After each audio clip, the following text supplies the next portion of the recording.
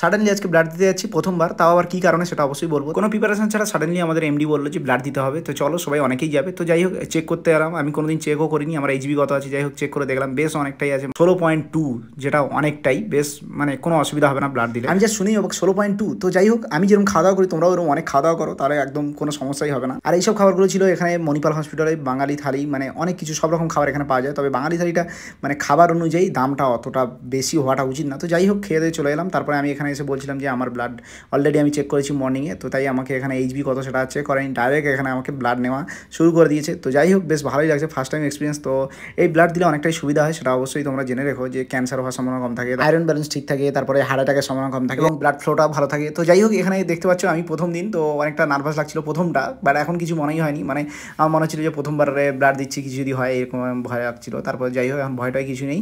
তো এখানে সব কিছু নিয়ে চলে এলাম, আর জুস টুস এইসব দিয়েছিল খেয়ে নিয়েছিলাম।